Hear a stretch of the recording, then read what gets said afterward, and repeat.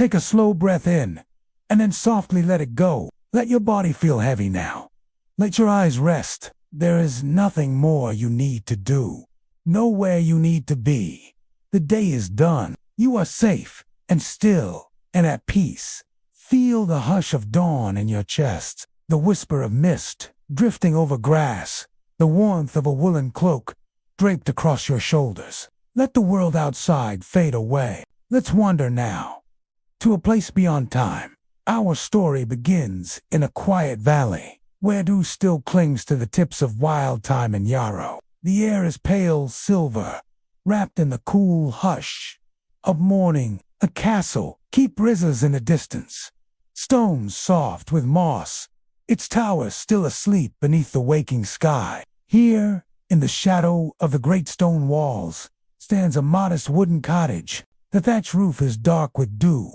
A thread of smoke curls gently from its chimney, and within this cottage, a young falconer stirs beneath a woolen blanket. His name is Emmerich. He is no knight, nor noble, just a keeper of wings, the one trusted to raise the hawks, the kestrels, and the mighty falcons that serve the lords and ladies of the keep. He wakes not to the call of a bell or rooster's crow, but to instinct, the kind passed down from master to apprentice. Generation after generation, he rises before the sun, quietly, gently, as though not to disturb even the shadows. Outside, the sky holds the color of a pearl. A faint breeze stirs the grasses, and the trees rustle with sleepy birds still tucked in their nests. Emmerich steps out, pulling his cloak tight, leather gloves in hand. Beside the cottage stands the musalong, low structure of timber and iron. Within, a dozen falcons sleep on their perches, heads tucked beneath soft feathers. Emmerich walks slowly, never rushing, his boots muffled by the damp earth. He unlatches the wooden door with care. Inside, the birds blink awake, eyes gleaming gold and amber, sharp as polished glass. There is no fear, no flurry, just recognition, trust. One bird in particular stirs first, a white peregrine with speckled wings and a regal bearing. Her name is Lise. She is his closest companion, trained from the downy days of her youth. Emmerich whispers to her softly, a sound that's barely a breath. She hops to his glove without hesitation, talons curling gently into the worn leather. She is light and fierce, her wings folded in grace. The falconer steps into the open field, the sky now streaked with faint gold. He lifts his arm slowly, letting the wind kiss her feathers. She waits, poised, still, and then he gives the signal. With a quiet cry, she bursts into flight. Wings slicing through the silence, she arcs upward, a flash of ivory against the misty blue. Emmerich watches her rise with quiet awe, his breath misting in the cold air. She soars above the valley, tracing spirals, dancing with the wind. It is a sacred moment, this first flight of the day, and not one he keeps to himself. Beyond the mews, along a stone path fringed with lavender, another figure approaches. A young noblewoman, her cloak stitched with the colors of her house, walks quietly toward him, and though her hands wear rings and her words are carefully measured, she too is drawn to the falcons. In secret hours, she has learned the art, how to wear the glove, how to whistle low and true, how to speak not in words, but in patience. As Lise wheels above, Alina draws near, her own kestrel nestled on her arm. A smaller bird, but proud in spirit. Emmerich nods to her, saying nothing. Words are not needed between together, they stand in the early light, eyes lifted. There is no courtly chatter here, no need for titles, only wind and wing, breath and stillness. The world beyond the valley is filled with noise and iron, but here, at the edge of the waking day, there is only calm. The birds fly free, yet they return, not out of duty, but bond, a bond forged by time, patience, and quiet hours shared beneath soft skies. Lise dives, swift and sure. Before circling back toward the glove, she lands with grace, feathers fluttering, eyes blinking slowly. Emmerich feeds her a small strip of rabbit meat, earned with the flight. Nearby, Eleanor's kestrel joins them, its chest rising and falling in steady rhythm. She smiles, not the smile of courts and ceremonies, but one of peace, a smile that speaks of early mornings and trusted wings. Behind them, the keep begins to stir. A distant bell tolls once, then twice. The sun peeks over the hills, casting long shadows through the mist. But for a little while longer, they remain in the hush of dawn. Falconer and Lady Hawk and Kes, bound by silence and wind and the language of the skies. And as the valley warms and the grass begins to steam, Emmerich lifts his eyes once more to the heavens.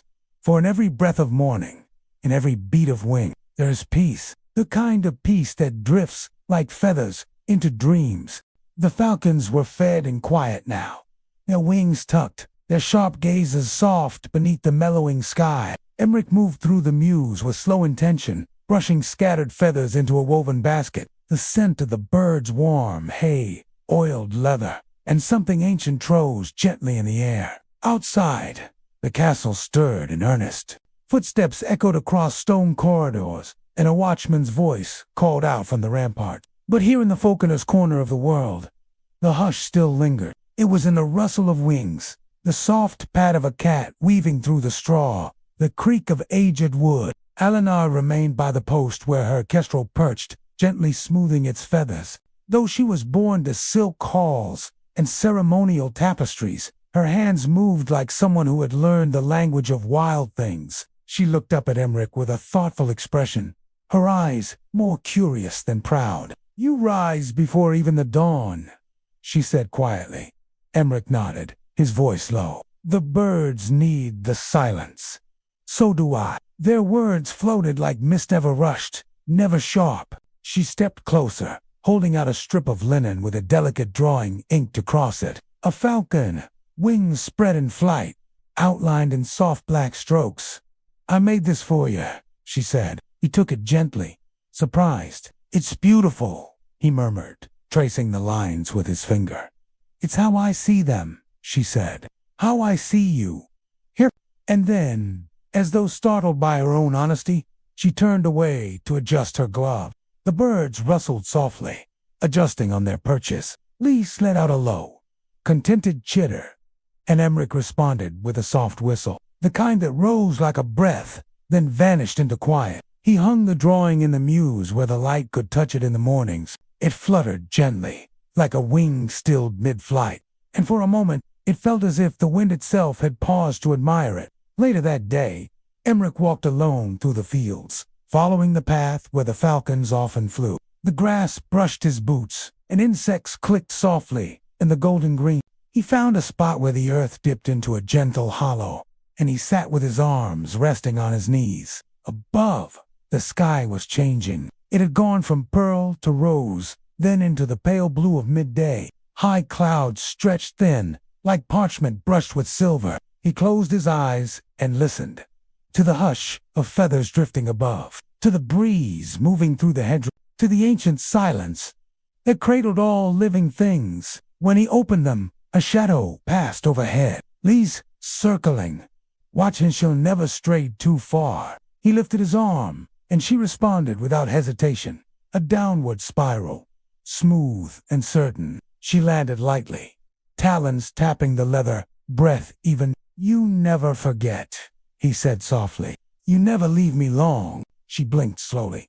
The falcon's equivalent of trust. He offered a scrap of meat, and she took it, her beak gentle against his gloved fingers. That night, back in the mews, he cleaned each perch by lantern light. One by one, he moved through the rows, checking feathers, mending hoods, whispering names. Each bird knew his touch. Beyond the wooden walls, the castle glowed with torchlight. There were voices raised in merrimenter, perhaps a banquet or a celebration of noble sort. But Emmerich stayed here, where the warmth came from a single fire and the trust of quiet creatures. Alina returned just before moonrise. She carried a small clay jar, sealed with wax. "Lavender oil," she said. "For your hands. The cold and leather must dry them terribly." He accepted it with quiet gratitude. Their fingers brushed, and the touch lingered, neither formal nor accidental, just enough to stir something quiet and warm beneath the skin. "I'll teach you how to care for your Falconer next," he said softly. "They're temperamental, but once they trust you, they're loyal. Forever." Eleanor smiled. "Like some people, then." The fire crackled low between them. The oil smelled of summer fields, of memories pressed between pages. She sat near, not too close, but near enough that he could feel the steadiness of her breath. Lise dozed on her perch, feathers ruffling once before settling. Outside, an owl called once from the edge of the woods. A breeze pushed against the door, and it creaked, then the falconer leaned back, letting the lantern light flicker across his face. He felt the calm of night pressing in, not heavy but safe, like a blanket stitched from silence, stitched from care. And somewhere deep within that stillness, he realized that the bond between falcon and keeper, between noble and common, was not bound by name or rank, but by the quiet decision to stay close, to show up, to be still and kind. Outside, the stars turned slowly in the sky, and the castle slept. The following morning, mist lay thicker in the valley. It rolled over the hills like breath made visible, folding around stones and trees, until the world seemed made of dreams. Emmerich woke even earlier than usual. Before the candle by his bedside had burned down halfway, he wrapped himself in wool and stepped out, his breath rising in silver ribbons. Dew clung to his lashes, and the grass beneath his boots glistened, as though dusted with stars. Everything was quiet, soft, expectant. Inside the mews, Lise waited, already awake. She shuffled along her perch, feathers puffed gently, golden eyes watchful. She seemed to know something special waited in the air that morning. Emmerich gave her a long look, before fastening the tether and guiding her out into the pale light. Today, they would not fly toward the hills or the hedgerow, but farther across, the marshes where herons nested and the wind moved low. He wanted her to feel the open world. He released her gently, with a silent command, and she rose like thought itself, clean, graceful, effortless, a white arc through fog. He followed her on foot, stepping through cold thistle and willow root, eyes fixed to the sky. The path was soft and overgrown, yet familiar from years of walking it. A trail made, not for men, but for birds, and for those who loved them. The valley beyond the marsh opened slowly, revealing a long, forgotten glade. There, ancient stones stood in a circle, worn down by weather and time. No one knew who placed them there. Emmerich paused within their center and breathed deeply. The air felt older here, thicker with memory. Even the wind moved, with a reverence it did not show elsewhere. Lise circled above him, her cry sharp and clear, then descended into a spiraling dive. She pulled up just before reaching the earth, wings slicing fog, before alighting once more on his glove. Emmerich chuckled quietly. He offered a treat, and she took it delicately. Her body trembled with energy, not fear, but joy. There was something in the flight that satisfied the soul. As they rested beneath a leaning stone, Emmerich pulled a bit of parchment from his pocket. A small sketch. Eleanor's hand again. Another falcon in flight. She'd left it near the mews, tucked behind his glove. His fingers traced it slowly.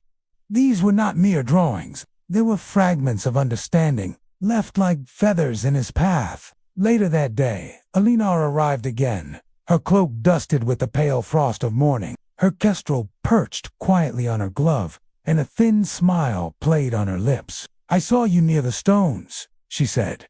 "You go there often?" Emmerich nodded. "Only when the world feels loud." The stones quieted. She studied him for a long moment, as if measuring that silence. "I'd like to go there," she whispered. "With you." He didn't answer with words. Instead, he extended his arm in invitation, and she stepped forward into it. They walked together, slow and side by side, the path curling between frost-laced ferns. Their birds rode the air above them, weaving through mist, like memories come alive. There was no rush, no purpose beyond walking and watching the sky. The stones greeted them with their stillness, and within their circle, even time slowed down. "How long have you been alone in this?" Alina turned to him, her voice soft. Emmerich glanced at Lise, now resting near a stump, eyes happy. Since my father passed, he was a master falconer before me. And before him, his father. And his... She exhaled slowly. You're not just training birds. You're holding a legacy. He nodded, the weight of it familiar and strangely comforting. She reached out then, slowly, carefully. Her hand met his, not with urgency, but with warmth. The calloused palms meeting in shared quiet. They sat by the stones for a long time. Their bird settled nearby. The light changed, gold melting into soft gray, and the only sound was the wind, gently combing through the tall grass. When they returned to the keep, evening shadows stretched long across the fields. Servants moved briskly now, and torches flickered in walls, but Alina didn't retreat to her chambers just yet. Instead, she lingered by the mews, running her hand along the carved wooden post near her kestrel's perch. She turned to Emmerich. Would it be possible for me to train with you at dawn? Not just visit. Truly learn. He studied her expression, hopeful, but not demanding. Yes, he said simply, and she smiled in a way that made the night feel warmer. From then on, they met each morning before the sky even stirred. They trained the birds, side by side, whispering commands, reading feathers like maps. She listened closely, and he taught her not just skill but stillness. And in return, she reminded him that silence could be shared, not just endured. That sometimes, two people could be quiet together, and that silence could mean presence, not absence. Days passed, like drifting clouds, low, steady, soft. The sun rose and set. Birds took flight and returned, and the valley remained wrapped in its quiet rhythms. Each morning, Emmerich and Alinar stood side by side in the mist, their breaths matching the calm of the earth beneath them. She learned quickly, not with haste, but with grace. The way falcons learn wind. She spoke less now, but her silences carried meaning. Emmerich watched her become part of the stillness. Her hands knew. The nod of Jessie's, the firmness of a hood, the angle of a wrist before release. The kestrel, once flighty, now followed her commands like a note follows a flute. One morning, she arrived before him. Her hair was braided, simply a dark ribbon trailing down her back, and her gloves already tied. She smiled as he approached. You're late. He raised an eyebrow. You've become a falconer then? She tilted her head, amused. Only if the birds agree, and her kestrel chirped softly, as if in gentle agreement. They walked into the open fields together, their boots muffled by thick moss. Lise soared ahead, cutting through dawn like a silver whisper. Alinar's kestrel followed, slightly behind, its wings quick and precise. They watched the birds play in the air, looping and wheeling in friendly arcs. It was rare, Emmerich thought, for two falcons to fly in harmony. Even rarer for two people. He turned to Alina. Have you told anyone? She looked at him. About the mornings. He nodded. No, she said. This is ours. I want to keep it that way. He understood. In a world of courtly noise and duty, silence was precious. That evening, Emmerich cleaned the mews more carefully than usual. He replaced the straw, sanded the door hinges, and laid fresh meat in the small oak chest. Everything in order, everything ready. He didn't know why, but a part of him felt something changing, not ending, just deepening, like a river growing stronger as it turns. A few days later, the castle steward arrived at the mews. The Lady Alinar has been seen here often, a man of schedules and scrolls, with a wax seal on every thought. He looked around with faint distaste. Emmerich said nothing. The steward stepped closer. It is not appropriate. Still. Emmerich remained still, hands behind his back, gaze level. You are not of her station. The words hung in the air like smoke, heavy, unwelcome. And yet Emmerich did not flinch. He simply replied, The falcons don't mind, then turned away, back to the birds. The next morning, Alinar did not come, nor the next, and the valley felt suddenly too quiet. Lise flew alone now, her arc sharp and unbroken, but there was no second bird to circle beside her, no quiet laughter from across the field. Emmerich kept training. He cleaned, fed, walked, waited. His silence grew thicker. He wore it like another glove. Until, on the 5th day, she returned. She wore no noble colors, just a simple cloak and a braid half undone. Her eyes searched the field. Until they found him, he said nothing. Neither did she. She walked to a kestrel's perch and stroked the soft feathers. Then she turned to Emmerich. They told me to stop coming. He remained quiet. I didn't want to stop, she said. And her voice cracked not with fear, but with frustration. With you, I can breathe. Still he said nothing. But his eyes softened. Learn. Live this. She stepped closer. I don't want to just visit anymore. I want to stay. Emmerich exhaled. Not loudly but deeply. As though something inside him had been holding its breath too. He reached for her gloved hand. The birds stirred behind them, and the dawn, so often pale and silent, now felt filled with a quiet promise. They did not speak more that morning. They did not need to. Everything that mattered flew above them, in circles traced by feather and wind.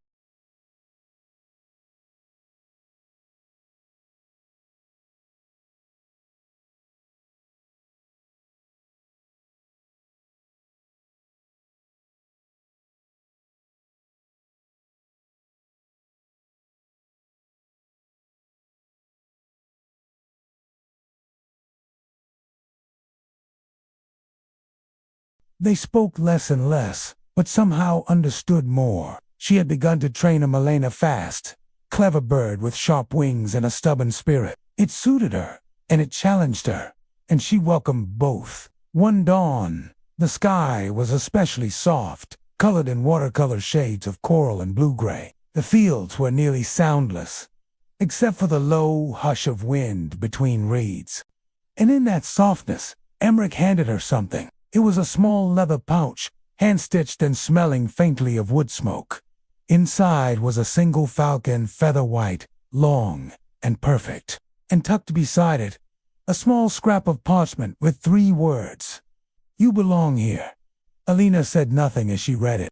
Her eyes shimmered, but she did not cry. Instead, she leaned forward and pressed her forehead to his. They stood like that for a long while, motionless but full. 2 people wrapped in the breath of morning, the presence of birds, and a bond deeper than either had meant to find. But not all things passed quietly. That evening, while tending to the falcons, Emmerich was called to the castle. The guard stood at the mews gate, not unkind, but firm. The steward wants words. He followed, wiping his hands, boots thudding softly against cobblestone. The great hall flickered with torchlight. Shadows leapt along the walls, and at the far end, the steward stood, with scrolls rolled in his arms, like weapons. You are not permitted to engage the lady in anything beyond her station, he said flatly. She is to be married to a noble from the north. A decision made long ago. Emmerich's chest tightened, but his voice was calm. She comes to the mews of her own will. The steward's eyes narrowed. That will end now. And with a dismissive gesture, he waved Emmerich away like dust. Emmerich walked back in silence. The mews greeted him with the creak of timber, the rustle of feathers. Lise turned toward him, sensing his unrest. He sat on the ground beside her perch and leaned back against the wall. The fire crackled faintly. A single feather drifted past his knee. He closed his eyes. The next morning, he waited and waited. But Alina did not come. For 3 mornings, the field stood empty of her footprints. The ivy branch held only the shadows of what had been, and the merlin she'd trained chirped restlessly from its perch, as if sensing absence. On the 4th morning, Emmerich could no longer stay still. He fed the birds, cleaned the stalls, then left a note on the mews door. Gone to find the falcon. He walked toward the castle, not through the front gate, but through the garden paths where the roses hadn't yet bloomed. He moved through ivy-draped archways and under quiet terraces until he reached the stone corridor near the chapel. There she stood, alone, in the hush of gray light, her hands clasped in front of her. She turned as he approached, her eyes full of storm and stillness.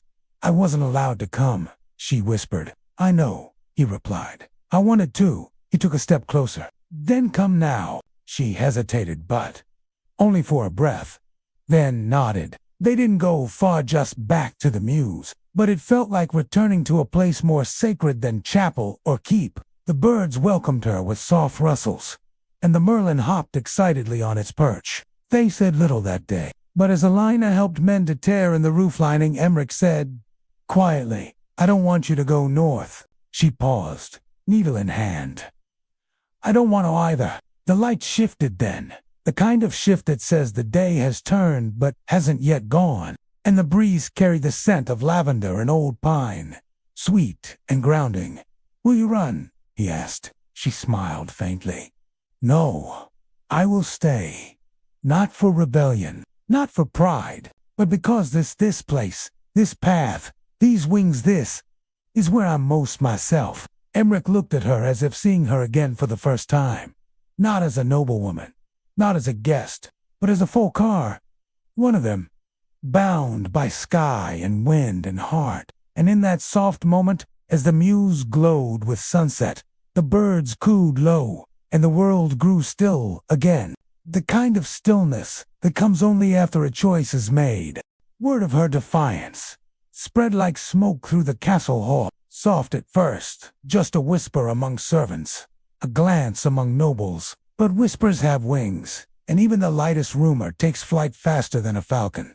Still, Alania did not waver. She rose with the first hush of light, tied her boots without ceremony, and walked down to the mews before the crows had stirred. Each step was quiet, but firm. A path walked with purpose. Emmerich waited by the gate, already in his thick gloves, a hood draped over his shoulder. They exchanged, no words only, a shared look. Not of rebellion, but of belonging. The morning fog was low, clinging to the grass like breath held in prayer. They stepped through it together, the birds tucked on their gloves, wings twitching in anticipation. The fields welcomed them, as they always, head wide, silent, patient. Lise took to the air, in a clean, upward stroke. The merlin followed a moment later, darting through the mist with quicksilver movements. Above, the two birds moved as one, and below them, so did Emmerich and Al, not in stride or speech, but in silence, in shared rhythm. Later, as they returned to the mews, a shadow waited by the outer wall. Lord Ferran, Alinar's father, his cloak heavy with the weight of lineage, his expression unreadable, carved from quiet displeasure. Alina stepped forward, lifting her chin. "I trained the falcons," she said evenly. "By choice, I know," the Lord replied, his voice low and taut with restraint. He looked at Emmerich. "Next, you," he said. "You were never forbidden to teach, but neither were you invited to keep her." Emmerich met his gaze. "She isn't kept. She's free." The Lord narrowed his eyes, then sighed long and tired. "There are consequences for choosing a path outside what is expected." Eleanor's voice came softly. "And there is peace in it, too." He looked at her for a long time, then at the birds, then back again. "Only time will tell whether wings can carry the weight of choice." "Very well," he said. "Stay, but do not expect blessings." And with that, he turned and left, his boots silent on the mossed stone. Eleanor's breath caught once, but she didn't let it hold her back. She looked at Emmerich. "We continue." Then, that evening, they cleaned every perch together, pausing to whisper to each bird as they moved. The light from the single lantern glowed gold on their faces. A single moth fluttered by, and Alina cupped her hands gently to guide it back out. "Everything has its sky," she murmured, and Emmerich, watching her, knew she was not just speaking of moths. The weeks passed gently. She became more confident, more quiet, more known to the birds. Even the castle stopped watching so closely. One morning, Emmerich watched her call her Merlin from a distant branch with a single whistle. The bird came without hesitation, diving in a graceful arc. She smiled, not because she had mastered something, but because she was part of it. They didn't talk about the future often, but sometimes, in the quiet between dusk and nightfall, they sat outside the mews and dreamed aloud. "Perhaps someday," she whispered, "we could build a second mews beyond the ridge." for the young birds, for teaching, for quiet things. He looked toward the horizon. Where the pine trees begin, she nodded. And in that vision, there was more than just wood and straw. There was a life, shared, simple, strong. One morning, Emmerich carved a small wooden Tokona falcon in flight. He placed it on her perch, beneath the leather hood she used. She found it before he returned. Later, when he came back from the marshes, she handed him a braid of woven horsehair and thread red and brown, the colors of her kestrel. He tied it to the buckle of his glove. No oaths were spoken, no declarations made, but between them, everything was understood. Summer came softly, like feathers falling on warm stone. The valley deepened into green. The sky stayed clear longer, and the air shimmered gently in the afternoons. Birdsong lengthened with the light. In the mews, the falcons began their seasonal molt. Soft tufts of down and larger flight feathers lined the floors like gifts from the wind. Emmerich collected them each morning, storing the cleanest ones in a wooden chest, lined with cotton and lavender. He saved the best for long tail feathers, curved and sleek, from her merlin. She would tuck them into books, into pouches, into the ribbon around her braid. They had fallen into a rhythm so natural, so silent, that time seemed to stretch around them. Each dawn they met without planning. Each flight felt like prayer. Sometimes they trained quietly. Sometimes they simply walked, with birds resting on their gloves, through the groves where bees moved low through heather. The trees would lean in as they passed. Other times, Alina read aloud from scrolls she carried in a leather-wrapped talus of birds in distant kingdoms, philosophies from far monasteries, poems that lingered in the air. Long after her voice fell silent, Emmerich listened, with his eyes closed, his hands still busy tending straps or reshaping hoods. Her voice soothed. One day, a young squire wandered into the edge of the field as they trained. He watched with A.W., barely breathing, as Alinar released her merlin with a sharp whistle. The bird cut through the sky like a silver dart, returned with precision. The squire clapped once, involuntarily. "My lady, you're better than the master falconer at my cousin's court." Alina glanced at Emmerich, a soft glint in her eye. "I have a very good teacher," she said. The squire, overwhelmed, bowed quickly and ran off again. Emmerich chuckled. "Should I start calling you master?" She grinned. "Only if you let me braid your hair." Even the birds seemed to feel the lightness between them. These grew more playful, dipping in and out of Alinar's bird's flight paths, nudging, teasing. The merlin chattered in return, unfazed, determined. But beneath the quiet joy, Emmerich noticed the weight of something forming in Eleanor's gaze. She would pause sometimes, halfway through lacing her boots, eyes distant. Her laughter came a moment later than usual. The northern house still insists on the match, and one evening, as they sat by the fire in the mews, she spoke. "There's talk," she said slowly. Emmerich didn't move. "And my father. He says, my time here is coming to its end." He looked into the flames. Their crackle was soft, not fierce, but it filled the space between them like a breath held too long. "What do you want?" he asked. She drew her knees to her chest, gloves folded in her lap. "I want this," she said. "I want mornings and mist.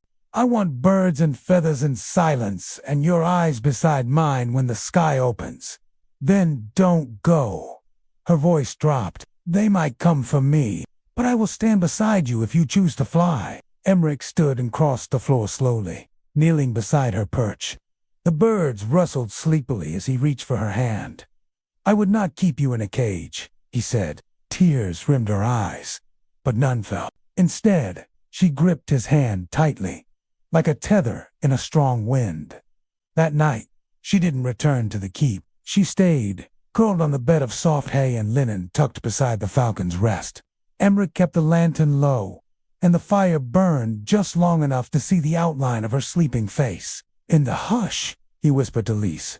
"She was never meant for stone walls." And Lise blinked slowly, feathers puffed, like she agreed. At dawn, Alina rose with him and helped gather the birds. No fear, no dread, only steadiness. She moved through the tasks like they were scripture, and when the sun crowned the hill, they stepped outside together.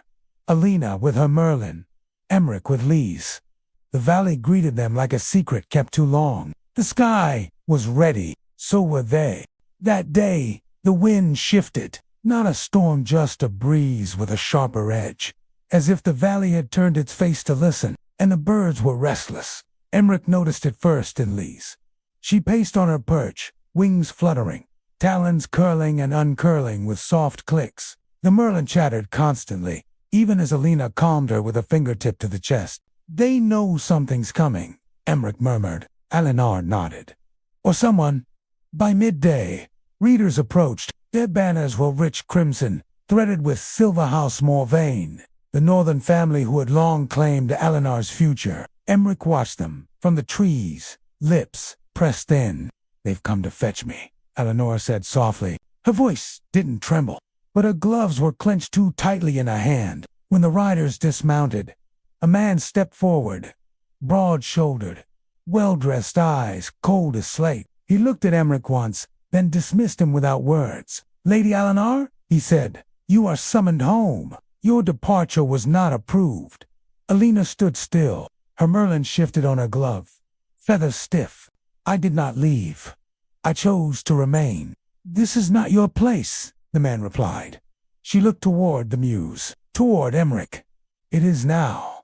There was silence, brief and heavy. Then the man stepped forward, raising his voice. "You are bound by duty, not desire."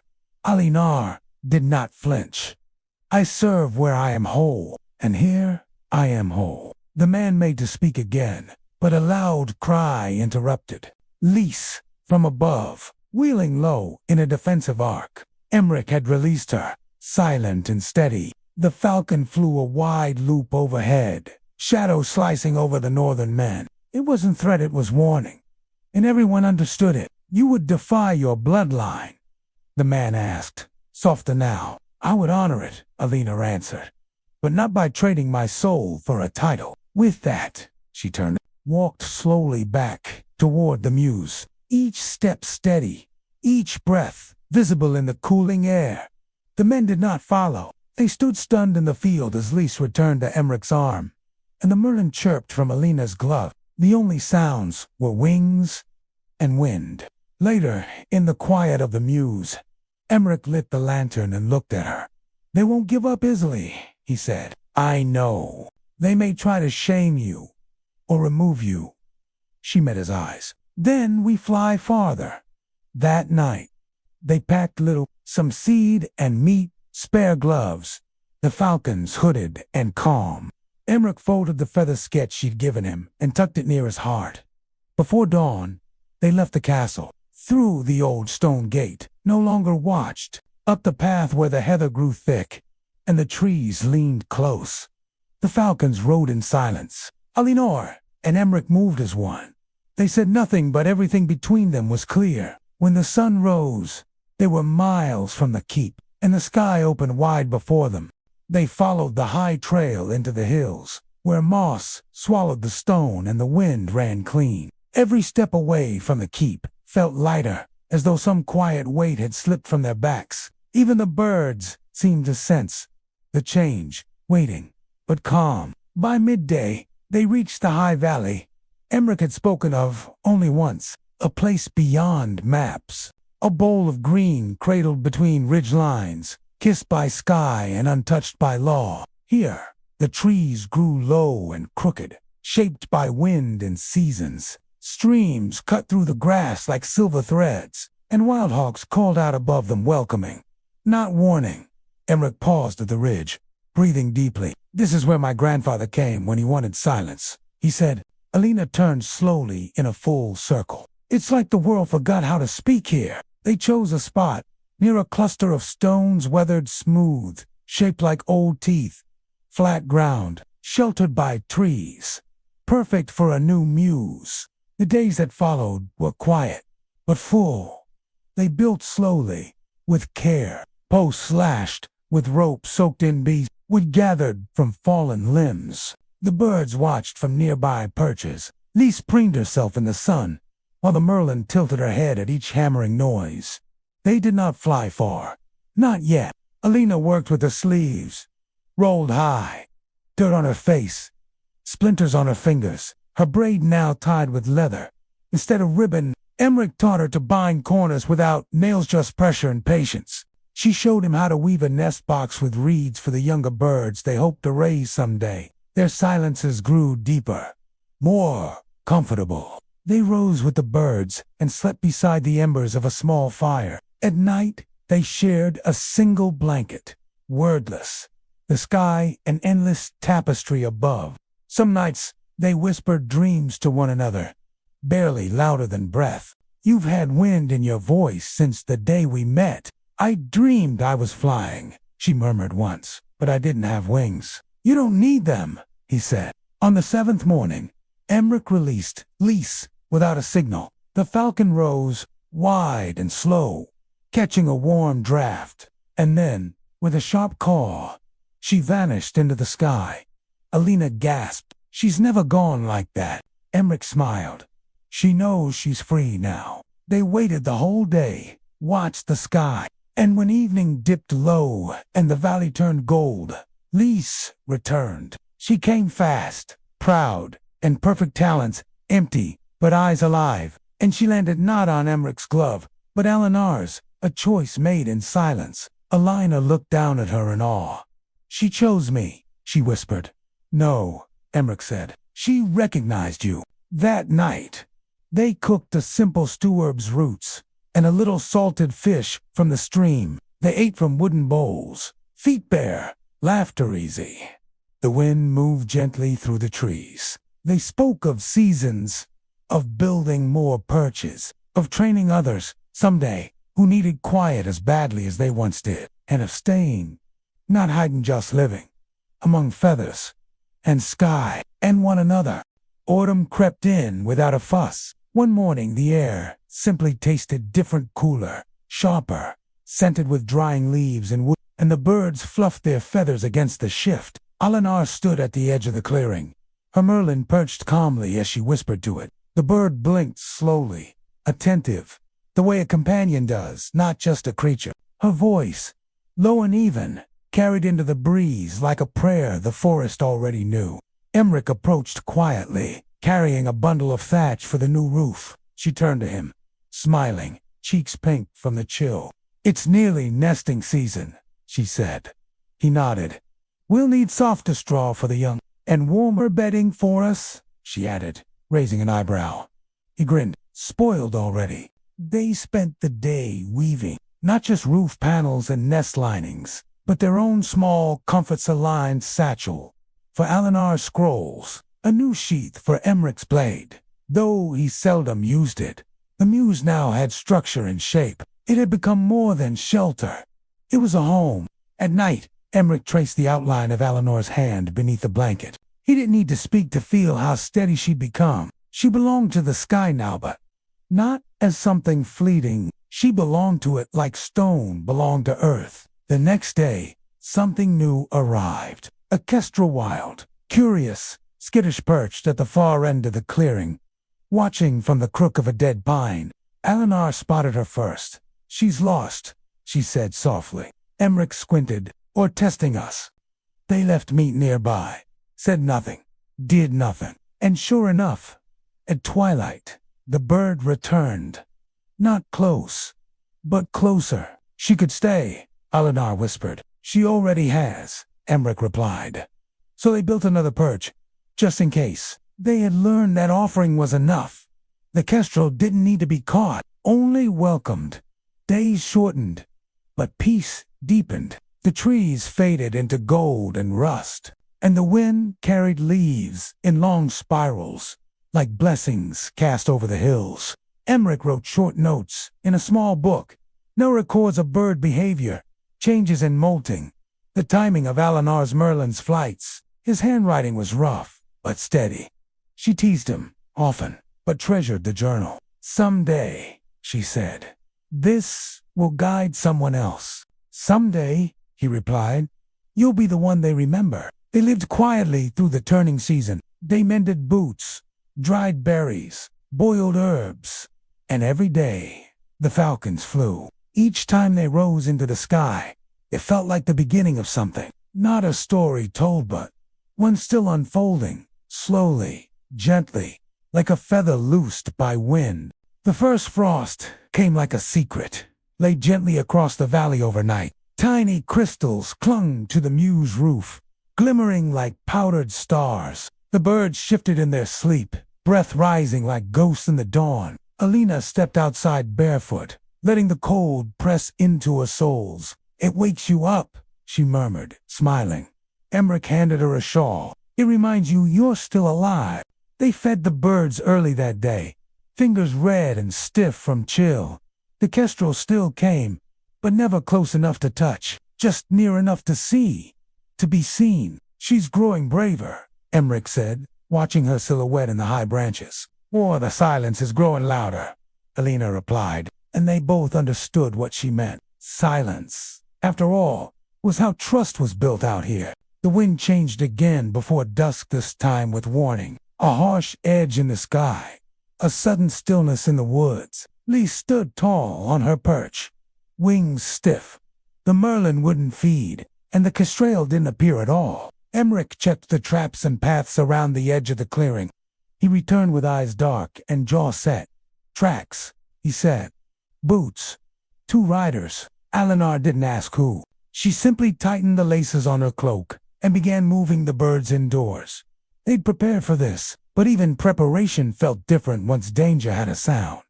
Night fell early. The fire stayed low. They took turns sleeping, watching, listening. No one came that night, but morning brought a ribbon of smoke far on the western ridge. A signal, or a trail. "We stay?" she asked. "For now," he said, but ready to lift at any moment. That day, the birds flew long, fast, far, stretching their wings like scouts sent to read the sky. And when they returned, Lee circled once more than usual before landing. A sign, perhaps, or maybe just a dance. They boiled water with pine needles and nettles, a simple tea, sharp and green.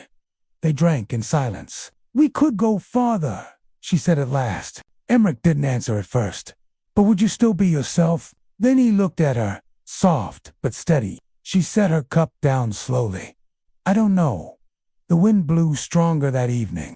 It shook the branches overhead and stirred the feathers of the sleeping birds. Still, they stayed close. Maybe that was the answer. Maybe they didn't need to flee. Just stand. Just breathe. Just be. When the fire died down to coals, Emmerich reached for her hand beneath the furs. She didn't speak, just closed her eyes and squeezed his fingers once. Outside, frost crept back across the grass like lace, woven in the dark. Above, the stars blinked quietly, watchful and bright. The next dawn broke slow and silver. Mist clung low to the ground, curling around their boots like something sentient. Even the birds were slow to stir, blinking sleepily as the light edged over the ridge. Eleanor moved through the morning with a quiet grace, her breath visible in the cool. She carried a bundle of meat scraps and moved from perch to perch, whispering gently. Each bird responded to her, as if she were kin. Emmerich had started keeping a carved tally on the inner beam of the muse marks for every full day since they'd decome. By his count, it had been 3 dozen now. Longer than they had ever planned, longer than either had dared to hope. After the birds were flown and fed, Alina retrieved one of her scrolls. Its edges were worn, its ink faded, but her eyes lit up when she unrolled it. "Do you know this story?" she asked, voice soft as parchment. Emmerich shook his head, already smiling. "No, but I'm sure you'll tell it better than it was ever written." And so, with the wind tugging gently at her braid, she read, "A tale of a young girl who spoke to crows, who learned their secrets, and helped a lost prince find his way using only feathers and riddles." Her voice filled a clearing like music meant only for the trees. Even the birds seemed to listen, still and watchful. And when she finished, she smiled to herself, as though she'd shared a piece of her soul. "That's my favorite," she said. Emmerich leaned against the post beside her. "She sounds familiar." That night, Emmerich brought out a small tin box he'd long kept hidden at the bottom of the satchel. Inside was a scrap of dark fabric, embroidered with silver thread. His mother's stitching. "I used to dream of building a place like this," he said. "Never thought it would happen. And never like this." She touched the cloth gently. "You carried the dream with you. That's enough to bring it here." They wrapped the cloth around one of the perch beams, tied it tight, like a flag, a sign to themselves that they had made something no rider could unmake.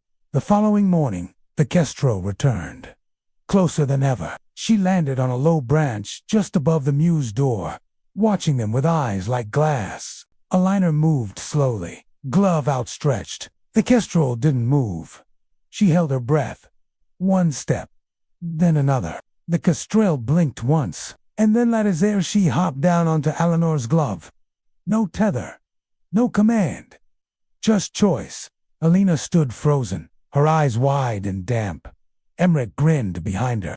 "You've got another student," he whispered. That afternoon, they carved a new perch, not for a falcon or a merlin, but for the kestrel, the bird who had chosen to stay. They named her Flint, for the spark in her gaze. That night, the wind quieted completely. No threats, no movement, just a hush of stars over a valley that now felt entirely theirs. Snow came before they expected it, not a storm, just a soft veil falling gently from a pewter sky. It coated the clearing in quiet, like the whole world had decided to hush for a while. Alina stepped outside with her hands outstretched, letting the flakes melt on her skin. She turned in a slow circle, laughing, eyes lifted. "They're like ash," she whispered, "but sweeter." Emmerich stood in the doorway, watching her with a half smile. "There'll be more," he said. "I hope so," she replied. They wrapped the mews in thick hides, padded the nests with extra straw. The birds adjusted as Elile's flight. More rest, more warmth. Even Flint, the kestrel, now fully at home, huddled willingly in her new perch box. Inside their shelter, the fire crackled softly. They shared long evenings under blankets, eating stewed lentils and dried fruit. Sometimes they spoke, often they didn't need to. One night, Emmerich took out the old parchment where he'd first sketched a design for a training field. He spread it on the ground, and Alina crouched beside him. "I'd forgotten," she whispered. He pointed to a corner. "Here's where we are now. But this," he traced a line toward a larger circle. "This could be next year." She stared at the lines, at the space for students, for birds, in pairs, for a place where others might come and find peace. "Do you think anyone would?" He met her gaze. "They already have." "You did." Snow fell heavier that night, blanketing the roof, muting every sound. And in that stillness, they kissed. Not rushed, not trembling, just still and sure. The next morning, Emmerich woke early and saw her curled beside Flint's perch, fast asleep. The kestrel was awake, eyes gleaming in the pale morning. She watched Emmerich carefully, but without fear. He moved slowly, lighting the fire, careful not to disturb either of them. When Alina finally stirred, she blinked up at him and smiled. "You didn't wake me. You needed rest." "I needed to remember," she murmured. "How quiet love can be." The snow stayed for 3 more days. During that time, they read aloud every scroll they'd brought, even the ones Alina used to call boring. By the fire, she practiced her falconry knots, teaching Emmerich new methods she'd read about. He corrected her grip on the knife handle, showing her how to slice leather without dulling the edge. Every gesture, every correction, every silence it was all an extension of the bond they now shared. Not just as falconers, but as something softer, stronger. When the sky finally cleared, it was blue like polished glass. The first thing they did was fly the birds. Lee soared high and wide, casting a long shadow over the clearing. Flint followed, lighter, quicker, darting between branches with surprising control. Eleanor stood still, glove out, eyes shining. "They look like joy," she whispered. And in that moment, Emmerich saw the entire arc of their story. From the keep, the mews, the danger, the silence. to now, and he realized something. They had not run, they had arrived. As the days grew longer again, the valley shifted quietly toward spring. Beneath the snow, green stirred, tiny shoots pushed through frost-bitten earth, hungry for light. Emmerich noticed it first, in the birds' more restless flutters, sharper calls at dawn. Lease began flying higher. Flint started mimicking the merlin's training loops. Eleanor began sketching again. Not just birds but nests, branches, feathers in every stage of growth. She filled page after page in a cloth-bound book Emmerich had sewn for her by hand. Sometimes she paused to look up and catch his gaze, and without a word, he would smile and nod. She was becoming more than a Falconer. She was becoming a keeper of quiet stories. One morning, they found a broken egg near the edge of the clearing. Small, pale, unhatched. No nest nearby. No mother bird to be seen. Alina cupped it gently in her palm. Sometimes even the sky leaves things behind, she said softly. Emmerich helped her bury it beneath a flowering vine. They knelt together in silence, letting the wind carry the last rites. And then they stood, not sad, just still. Not every story takes flight, but every one leaves a shape. Later that day, a shadow moved across the far edge of the hills. Another bird, wild, sharp-winged. They watched from the ridge, hand in hand. I don't know that kind, Alina whispered. Emmerich narrowed his eyes. A harrier, I think. It won't come close, but it knows we're here, she said. The bird circled once, then vanished behind the pines. It didn't return. That night, they cooked a new recipe, mushroom stew with ground rosemary and thistleroot. Alina tasted it, paused, and then burst into laughter. It tastes like dirt and regret, Emmerich grinned. That's how you know it's authentic. They ate it anyway, grinning and wincing with every spoonful. Flint chirped from her perch, like she was mocking them. Afterward, they laid together on the moss-covered stones near the stream. Stars blinked into view one by one, slow and quiet. The birds slept soundly, unbothered by the breeze. I don't miss the castle, Alina said suddenly. I don't even think about it. Emmerich turned his head toward her. Because it never made room for you, she nodded. Slowly. I didn't need to escape it. I just needed to grow past it.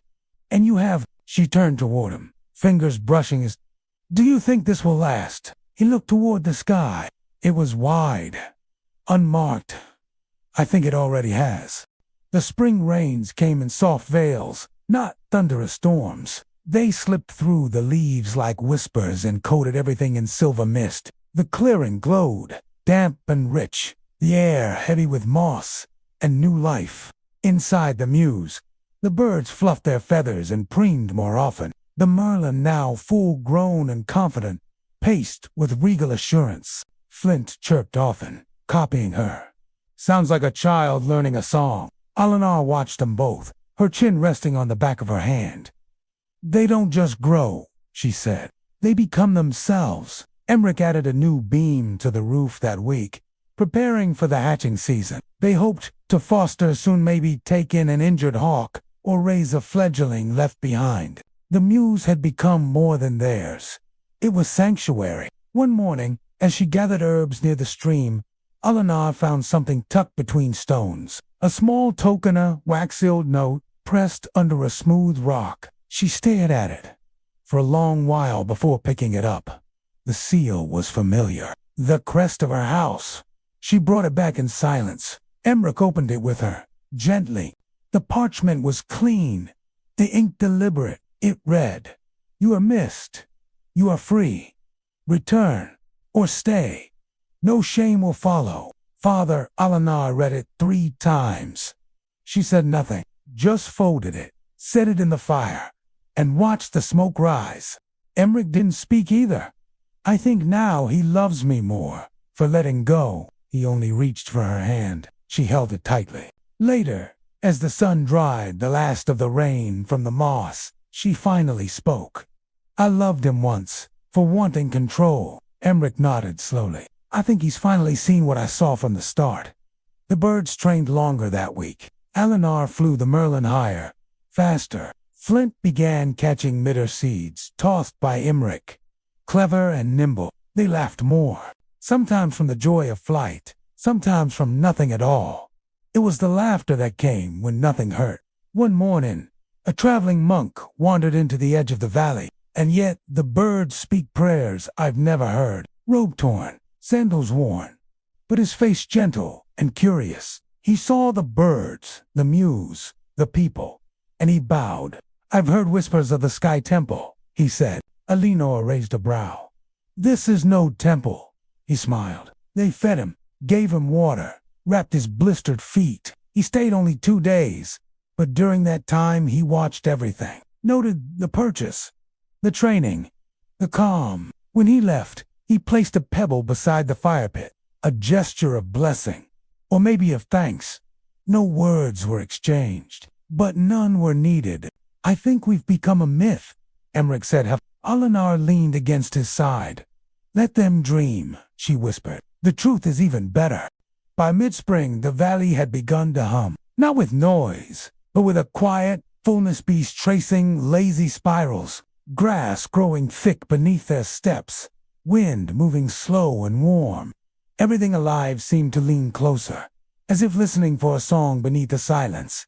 The birds felt it too. Lease began flying in, long, sweeping arcs, testing the thermals. Flint now answered Eleanor's whistle without hesitation. Even the merlin had begun flying solo, disappearing beyond the ridge and returning with confidence. One afternoon, Alina set out alone, following a deer path through the trees. She carried no tools, no gloves, only a satchel, and her small leather-bound book. Emmerich watched her go with trust, not worry.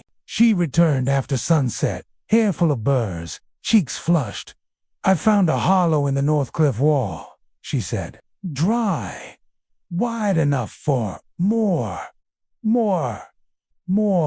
birds, he asked. She paused, then nodded. And maybe more people. It was the first time they'd said it aloud, that the sanctuary might not always be just theirs. The next week, they began clearing the path north. They took it slow-cutting vines, marking stones, moving around ancient roots instead of through them. The forest seemed to approve. On the third day, Emmerich found an old horseshoe buried in moss. He held it up, grinning. Proof. Someone walked this way before us. Alina took it, turned it in her hand. Let's make it part of the door. They built a small arch at the hollow's entrance, stone and driftwood, laced with braided grass. At the top, they fastened the horseshoe, pointing upward too. Hold the luck in. That night, they lit a new fire by the hollow and stayed beside it until the moon was high.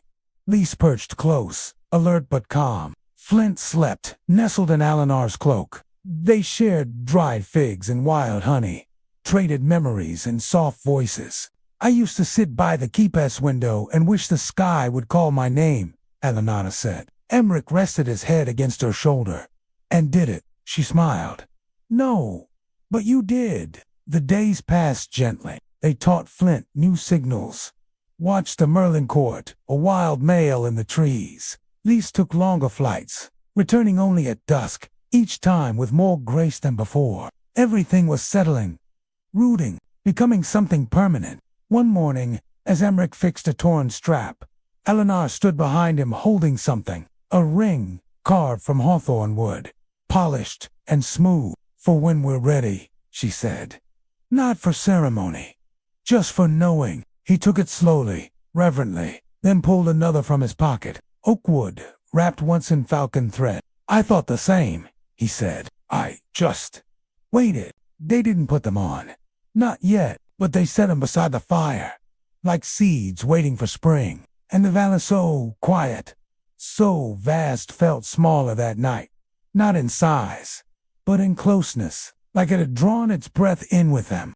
The mornings grew earlier now. Sunlight stretched long fingers into the clearing before the birds had even stirred. And Elina began rising before the light, sitting outside with her cloak wrapped tight, listening. Not for danger, but for change. One morning, she whispered, as Flint landed on her shoulder, I think the season is turning again. Emmerich brought her warm tea, sat beside her. Or maybe we are.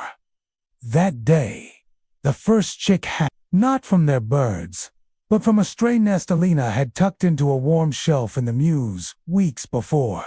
She had nearly forgotten it. The shell cracked slowly, then fell away with effort. A tiny, trembling fluff emerged gray and gold and blinking at the world like it wasn't ready. They watched it in silence. "I didn't think it would survive," she whispered. "It chose to," Emmerich replied.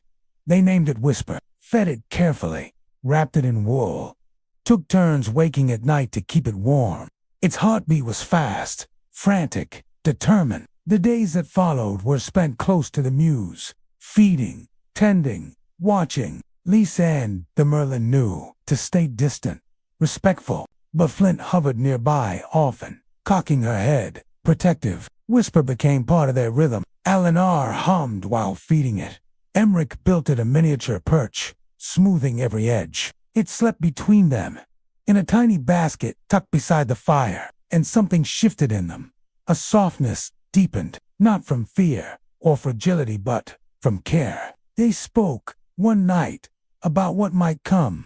"If others find this place," she said, "and come with questions or longing, do we stay hidden?" "No," Emmerich said. "We teach." He took her hand. "Not because we owe them, but because we've learned something rare." Alina nodded slowly. A way to listen, a way to live without walls. They sat that way until the fire burned low, and in the silence, Whisper stirred in his sleep, beak twitching toward the warmth. By the next week, the path to the hollow had clearer steps. Stone markers every 20 feet, small carvings, birds in flight, feathers, eyes. Not a trail to follow blindly, but signs for those already watching closely. One evening, they heard a call from the ridge. Not bird, not beast. Here when they froze, listened. It came again, gentle, unsure. A woman's voice, calling not for help, but in greeting. Alina stepped forward first. No cloak, no shield, only her glove. And from the trees, a girl emerged, young, travel-worn, with a falcon hood tied to her belt. She stopped when she saw the mews. She said only, "I was told a place like this might exist." Alina nodded once. "It does now." The girl's name was Sarah. She had come from the coast, walking for weeks, with little more than bread, dried meat, and the hood of her fallen hawk. Her eyes were clear, but rimmed with exhaustion. Alina brought her water first, then food. She didn't ask questions. Not until Sarah had eaten, rested, and let her shoulders fall from her ears. By the second day, the girl began to speak. "My bird died last winter. A storm. I didn't want another. I wanted to find something that remembered her. I couldn't reach her in time." Her voice trembled. Emmerich nodded. "Then you've come to the right place." They showed her the mews, the paths, the nesting boxes tucked into hollows. She moved slowly through it all, as if afraid touching anything might wake her from a dream. Whisper chirped loudly. The first time he saw her, Sarah froze. A chickaliner scooped him up gently. He hatched himself.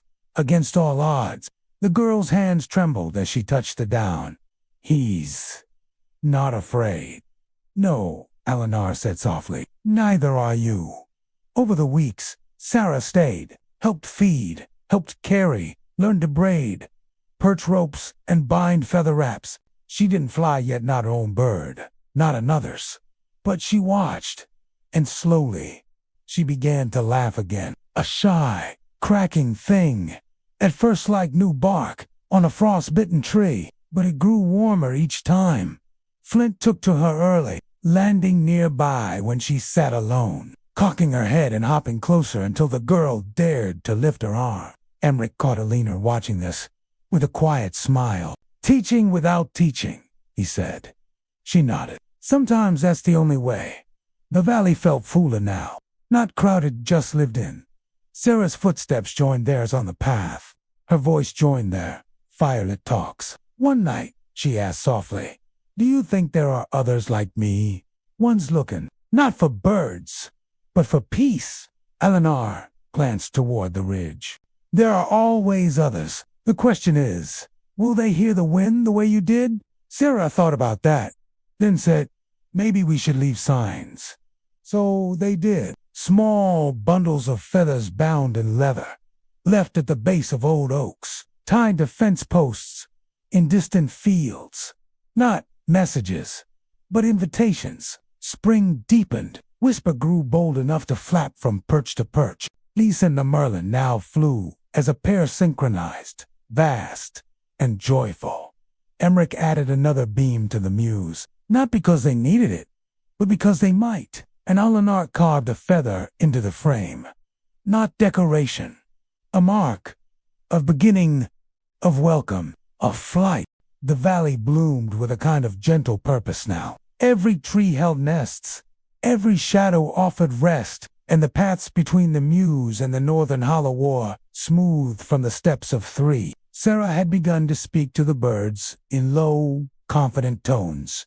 Not to command but to connect. And when Whisper first flew to her shoulder without coaxing, she wept quietly, turning away so they wouldn't see. They saw and said nothing, because they knew that kind of healing only answered to silence. More travelers came as spring turned toward summer. A quiet woman with a limp, and a kestrel of her own, a father and daughter who had followed the feather-marked stones.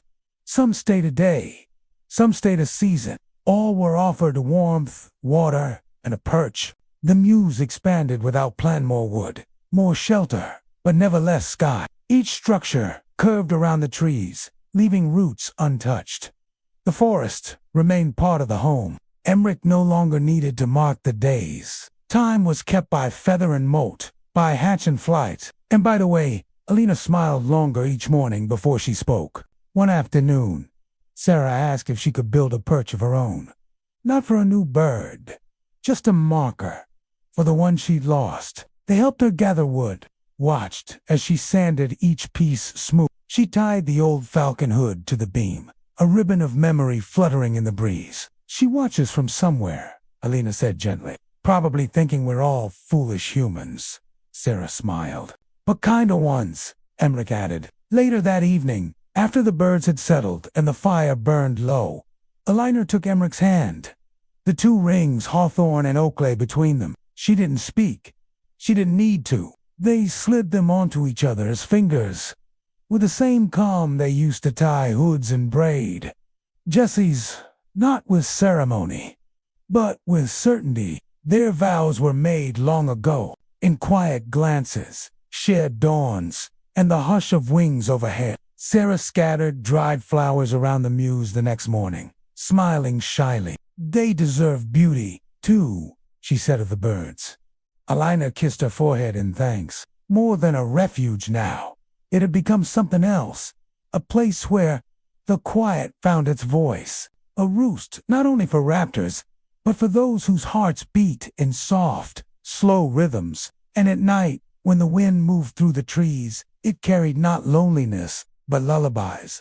The dawn came gentle, soft as feathers drifting on still air. Light spilled slowly over the valley, touching every leaf, every stone, every breath of grass. Alina stood at the edge of the clearing, feeling the warmth rise from the earth beneath her feet. Emmerich joined her, silent and steady. Between them, the rings glinted faintly in the early light. Whisper, now fully fledged, soared overhead as wings, casting fleeting shadows on the ground. Lise and the Merlin flew together, graceful and sure, their calls echoing like old songs. Flint danced between branches, quicksilver and bright. The birds had become more than companions. They were part of the story, part of the valley's breath and heartbeat. Alina closed her eyes, letting the breeze carry her thoughts like wings. The years ahead stretched vast and open, uncertain, yes, but filled with the promise of flight. She reached for Emmerich's hand, their fingers weaving together like braided leather. We have everything we need here, he smiled, his gaze warm and quiet. Then let's fly. And with that, they stepped forward into the morning, into the light, into the gentle dawn of all that was yet to come. The valley held its breath, then exhaled softly, and the birds took wing.